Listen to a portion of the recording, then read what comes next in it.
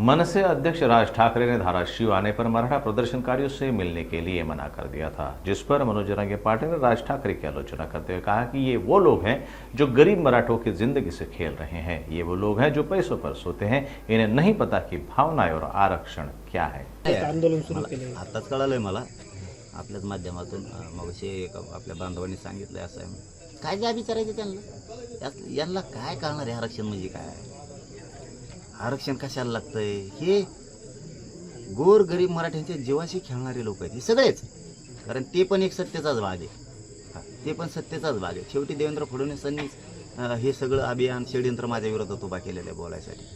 ह्या श्रीमंत राजकारण्यांना कधीच गोरगरिबांच्या मराठ्यांच्या आरक्षणाचा प्रश्न नाही कळणार. कारण हे श्रीमंतीत जगणारे पैशावर झोपणारे लोक आहेत. कारण गाद्यावर जसे झोपत आहेत तसे पैसे, एक कोणता तरी मंत्री झोपला होता बघा, पैसे आथरले होते त्याच्यावर झोपत होता, म्हणजे गादी तयार केली. असे यांना काय फिकीर आहे, यांना काय करणार आहे आरक्षण. जो रात्रंदिवस शेतात काबाड कष्ट करतो, ऊस तोडतो, हमाली करतो, कष्ट करतो, एक एक रुपये व्याजानाकडून पोरं शिकवतो, ते पोरं नोकरीला लागत नाही, मग त्या पोरांचे हाल काय, त्या मुलींचे हाल काय, हे यांना माहिती आहे. गोरगरिबाला माझ्या यांना माहीत नाही आहे. त्याच्यामुळे हे कुंकडं बोलत येतं. यांना ज्यावेळेस कळतं ना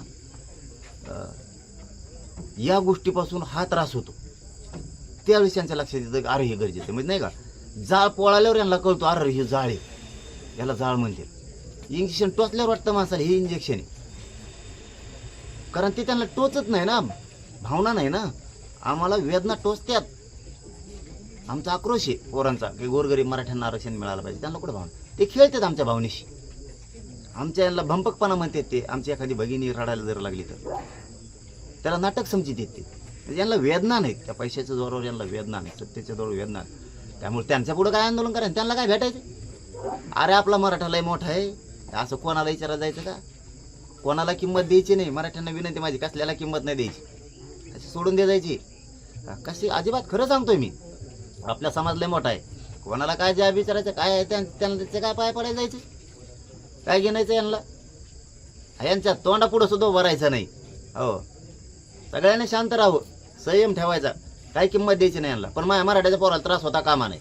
हो, ते बी जाहीर सांगतो, तिथं माझ्या मराठ्याच्या पोराला त्रास होता कामा नाही अजिबात.